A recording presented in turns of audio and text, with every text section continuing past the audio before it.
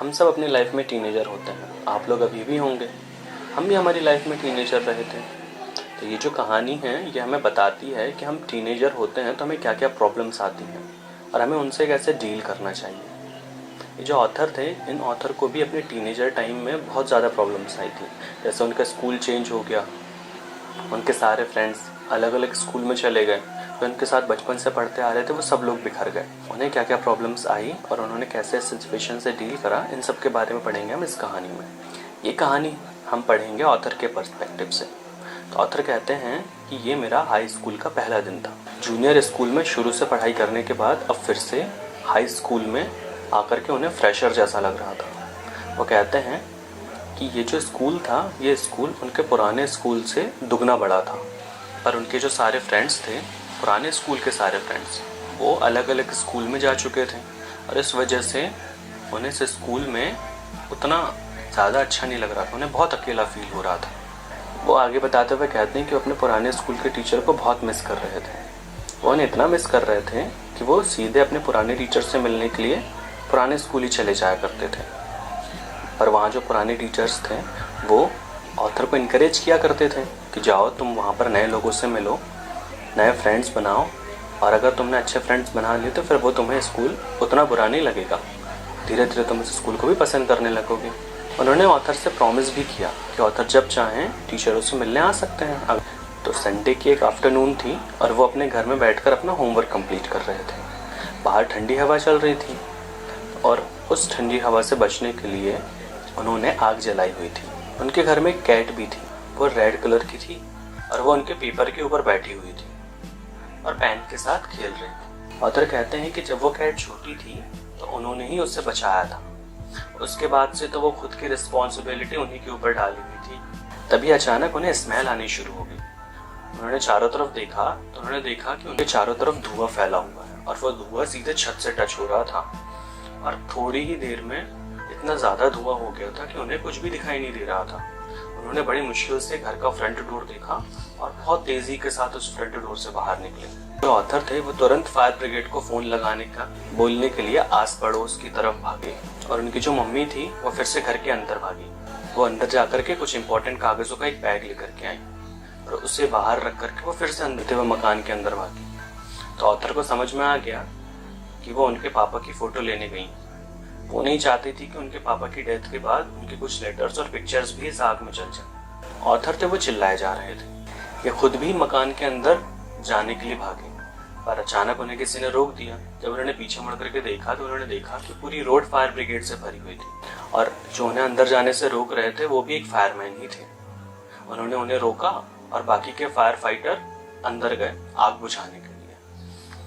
Author ने बताया fireman को कि उनकी मम्मी अंदर ही है। फायरमैन ने कहा वो उन्हें बचा लेंगे, टेंशन मत लो। और उन्होंने ऑथर को एक ब्लैंकेट दिया और कार में बैठा दिया। कुछ फायरमैन अंदर गए और उन्होंने ऑथर की मम्मी को भी बाहर लिया। उन्हें भी ऑक्सीजन मास्क दिया गया।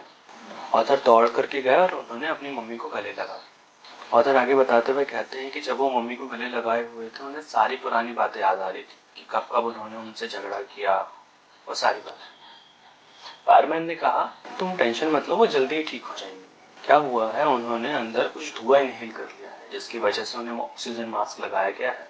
और उसके बाद सारे फायरमैन आग बुझाने में लग गए और ऑथर कहते हैं कि उनकी आंखों के सामने ही सारा मकान जल गया। उनकी 5 घंटे की मेहनत के बाद हालात काबू में आए। उनका जो मकान था वो पूरी तरीके से जल चुका था और इन सब के बाद अचानक से ऑथर को उनकी कैट की याद आई।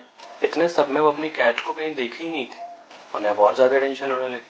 उन्होंने उसे बहुत ढूंढा पर वो कहीं नहीं मिली और जब उनकी कैट भी गुम हो गई तो ऑथर को पुरानी सारी बातें याद आने लगी। एक तो नया स्कूल चेंज किए, पर उनका मकान भी जल गया और उनकी कैट भी गुम हो गई।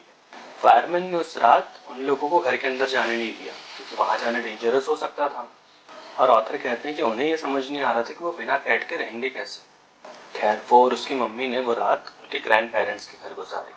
अगली सुबह मंडे था और ऑथर को स्कूल जाना था और उनके पास तो ड्रेस थी ही नहीं। सारी ड्रेस, सारे कपड़े तो उस मकान में जल गए थे। तो उन्होंने वही ड्रेस पहनकर जाने का सोचा जो उन्होंने एक दिन पहले पहना हुआ था। वो आगे बताते हुए कहते हैं कि उनके पास उनके शूज भी नहीं थे तो उन्होंने उनकी आंट से शूज उधार मांगे। उनका बैग भी उसी आग में जल गया था।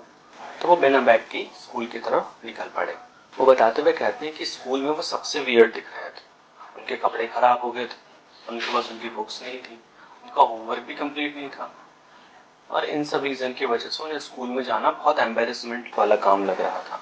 उन्हें लग रहा था कि सारी जिंदगी वो ऐसी रह जाएंगे, सबसे अलग। और वो ये भी सोच रहे थे कि लोग देखेंगे उन्हें तो कहेंगे क्या।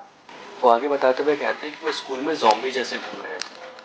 उन्हें सारी पुरानी चीजें याद आ रही थी, उनका पुराना स्कूल, उनके पुराने दोस्त, उनके पुराना घर, वो सारी चीजें उन्हें याद आ रही थी। अगले दिन वो स्कूल जा रहे थे और रास्ते में उनका घर पड़ा जो जल गया था। जब उन्होंने अपने घर को देखा तो उन्हें समझ में आया कि कितना ज्यादा डैमेज हुआ है। जितना भी कुछ था सब जल गया था, और जो बच गया था उसमें से केमिकल की बदबू आ रही थी। और बचा भी क्या था, कुछ डॉक्यूमेंट्स बच गए थे और फोटो एल्बम बच गए थे। फादर कहते हैं उन्हें सबसे ज्यादा दुख हुआ था उनकी कैट का। उन्हें लग रहा था कि वो शायद इसी फायर में जल गई। अब वो और उनकी मम्मी नए घर में शिफ्ट होने का सोचे। उन्हें नए कपड़े भी लेना था, पर इन सब की उनके पास पैसे थे नहीं, क्योंकि पैसे भी उसी मकान में जल गए थे। उस जमाने में एटीएम वगैरह तो था नहीं, तो सारे पैसे उन्होंने अपने घर में ही रखे थे। तो जैसे वो घर जला उनके साथ वो सारे पैसे भी जल गए। तो उन्होंने ग्रैंड पेरेंट्स से कुछ पैसे उधार लिए। उन्होंने एक घर किराए पर लिया, पर वो रोज अपने जले हुए मकान को देखने चले जाया करते थे और वहां जाकर अपनी बिल्ली के बारे में सोचा करते थे। कहते हैं ना, बुरी खबर पहले पहुंच जाती है। यहाँ भी ऐसा ही हुआ। उनके पूरे स्कूल को पता लग गया कि उनका घर जल गया है, और ये सब जानकर उन्हें ऐसा लग रहा था कि जैसे इन सारे इंसिडेंट के लिए वो ही रिस्पॉन्सिबल है। अगले दिन जब वो स्कूल आए तो कुछ लोग ज्यादा ही स्ट्रेंज बिहेव कर रहे थे। उनकी जिम की क्लास थी और वो लॉकर रूम में थे, तो कुछ लोग के आसपास घूम रहे थे। उन्हें लग रहा था कि शायद ये लोग मुझे जिम में घेर करके आज पीटेंगे। पर उन्होंने देखा कि वहां एक बड़ी सी टेबल रखी और उसमें सब टाइप के सामान रखे, जैसे जीन्स, टॉप, कपड़े। वो ये सब देख करके अपने इमोशंस नहीं रोक पाए। वो आके बताते हुए कहते कि जिन लोगों ने उनसे कभी बातें नहीं की थी वो खुद आगे आकर के उन्हें अपना इंट्रोडक्शन दे रहे थे। और ऑथर आगे बताते हुए कहते हैं कि उन्हें सबके घर से इनविटेशन आया। उनकी जेन्युइन कंसर्न ने ऑथर को अंदर तक खुश कर दिया था। उन्हें लगने लगा था कि अब सब ठीक हो जाएगा। उन्होंने उस दिन कुछ दोस्त भी बनाए। दिन गुजरता जा रहा था, धीरे धीरे करके एक मंथ गुजर गया, और एक मंथ बाद वो फिर से अपने जले हुए घर को देखने के लिए गए हुए थे। वो जो घर था वो अंडर कंस्ट्रक्शन था, उसे फिर से बनाया जा रहा था। और इस बार वो अकेले नहीं थे, उनके साथ थे उनके दो दोस्त। वो तीनों लोग उस मकान को देखने के लिए गए थे। वहां बैठ करके जब वो सोचे तब उन्हें समझ में आया कि उनके अंदर कितनी ज्यादा इनसिक्योरिटीज थी चीजों को लेकर के, और उससे निकालने के लिए क्या कुछ नहीं हुआ। वो वहां अपना घर बनते हुए देख रहे थे और वो सोच रहे थे कि जैसे ही मेरा बाहर घर बन रहा है वैसे ही मैं अंदर से रिबिल्ड हो रहा हूँ। वो और ज्यादा मजबूत हो रहे थे। वो वहीं बैठकर ये सब सोच ही रहे थे कि पीछे से किसी ने आवाज दी। उन्होंने जैसे ही पीछे मुड़ के देखा, एक वुमेन उनकी कैट को लेकर के उनके पीछे ही खड़ी थी। उनकी खुशी का तो ठिकाना ही नहीं रहा। उन्होंने अपनी कैट को पकड़ करके कस के रख कर। उस लेडी ने बताया कि जब वो कैट ने फायर देखी तो इतना ज्यादा डर गई थी कि वो 1 किलोमीटर दूर निकल आई थी। उस लेडी को उस कैट के गले में फोन नंबर मिला, पर वो फोन तो लगा नहीं, क्योंकि वो फोन भी तो मकान के साथ ही जल गया था। इस वजह से वो फोन लग नहीं पाया। तो वो वुमेन उस कैट को पकड़े आजू बाजू सब जगह तलाश कर रही थी कि शायद इसके मालिक मिल जाए। वो कैट को पकड़ के ऑथर कहते हैं कि अब उन्हें कंप्लीट लग रहा था, क्योंकि उनका घर भी बन रहा था, उनकी कैट वापस आ गई थी, उनके नए दोस्त बन गए थे, और उनके लाइफ में अब सब कुछ पॉजिटिव हो रहा था।